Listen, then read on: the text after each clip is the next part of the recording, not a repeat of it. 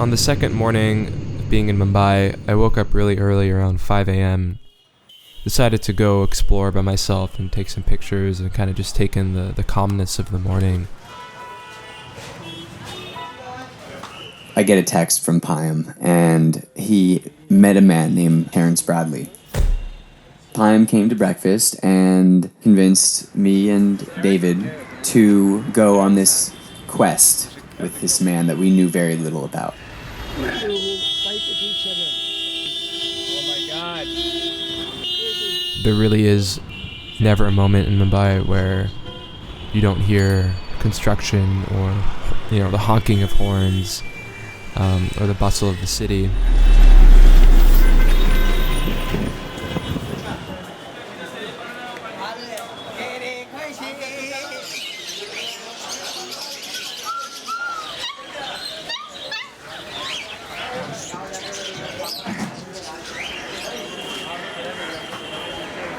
I'm not breathing out of my nose at all.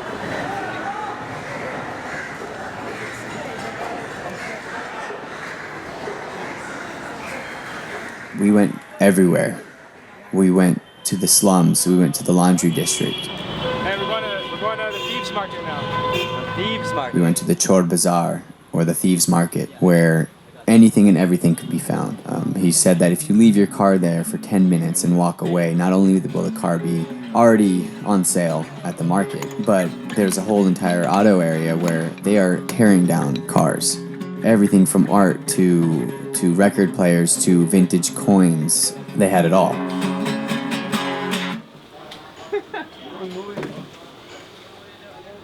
Shukriya.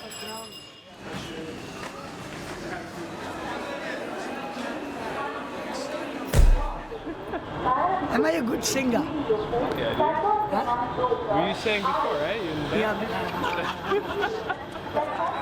That's moshing. You call it moshing. Yo, watch Yeah, out I for know this mosh guy. pit. Mosh pit. Terrence Bradley ended up being the highlight of my trip and really showed us the real Bombay or Mumbai. Take more.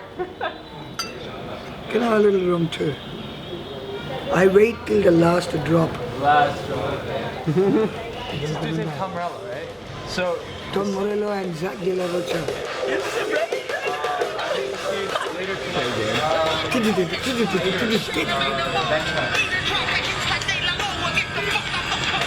It's fucking awesome, boss. People don't say, "Can I take a picture with you?" Now have a selfie. they say, from 2 or 3 years, they start saying, "Can I take a selfie with you?" I said, Selfie is something relatively new in India since this year. People say that I have many stories to tell, but true life stories. It's very easy to get ripped off by people. Even I got ripped off by my own people in my own homestead. There's a fine line of difference between paranoia and caution.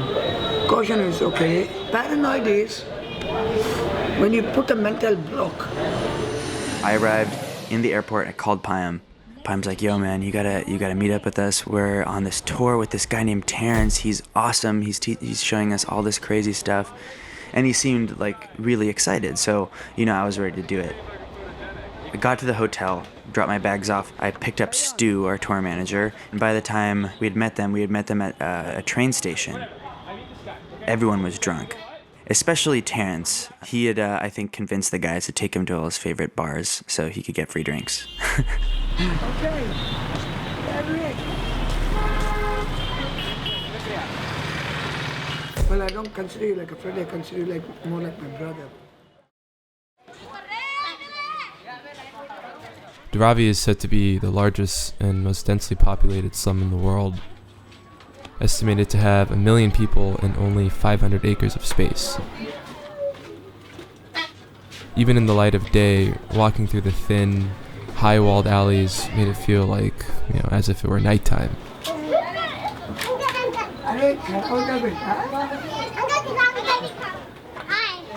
Another thing is the sheer amount of pollution and trash in Mumbai is somewhat scary. It's definitely scary.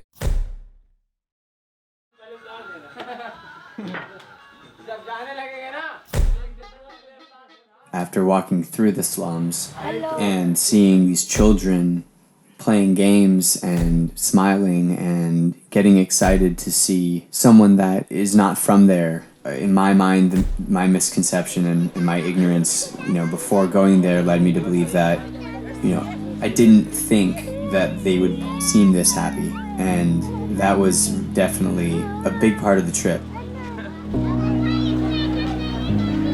There is this idea of freedom. It's a democracy, and it's just the massive population kind of puts everyone at strange odds, but there's something beautiful about that. There's this culture, there's this like zest for life. Everything is flavorful, everything is bold.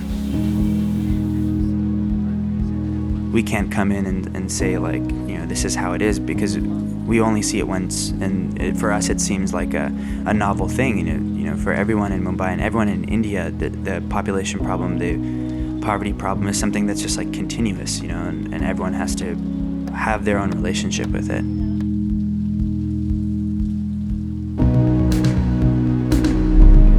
After Mumbai, we had to make our way over to Nasik, wine country, Sula Valley, for the music festival. 2 days before, he'd been practicing. 40,000 people. He walked out. You gotta be kidding. He had 2 days of practice. He had 2 days of practice. He'd like spent the entire night going over the parts. Eric went over to the summit. He walked out and just like slayed it, no problem. Oh my god. And we're like in our little tent.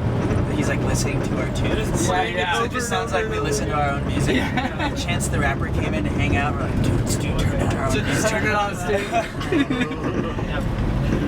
This is all I bought. Oh my god. You got it. Look at there. You can take a picture. Oh my god. Take a picture.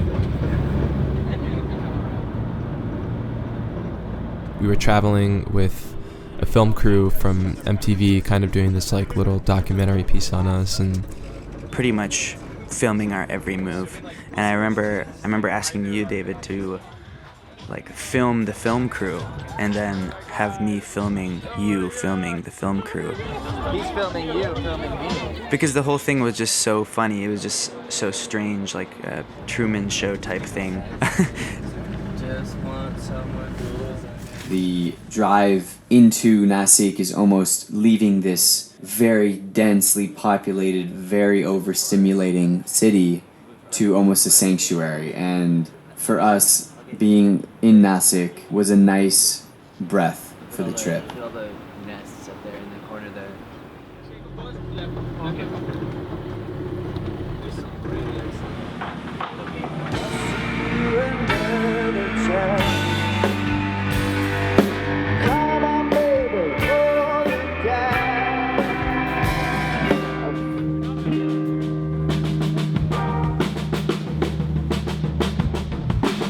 Sitting here, being worthless.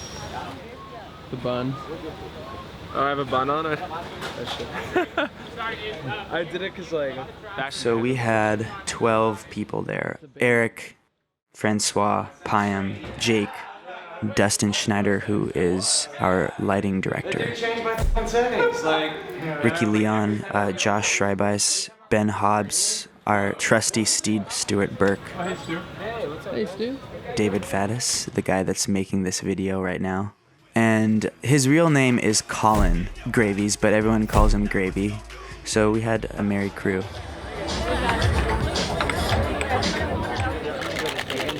it was really pretty.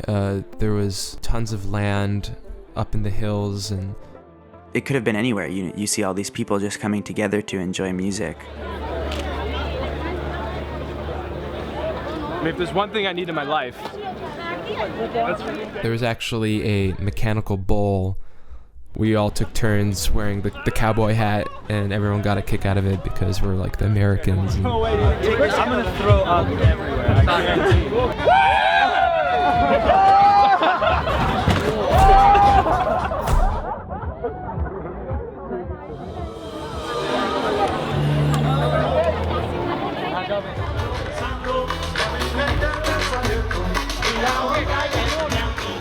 there was definitely a lot of anticipation, a lot of family. Samir's family was there.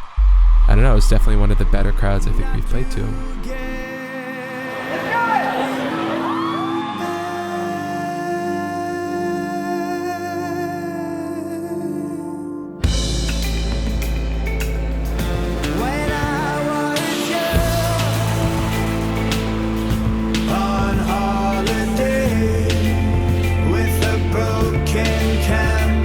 not just the crowd, but the energy I felt on stage. Despite the small amount of time that I had spent there, I felt like it was a place that I truly fell in love with. The people, the food, the culture.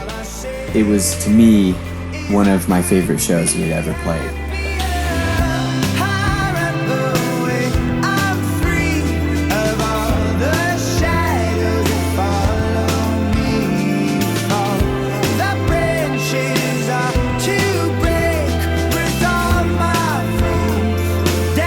The only thing I wish is that we were there for a few more days.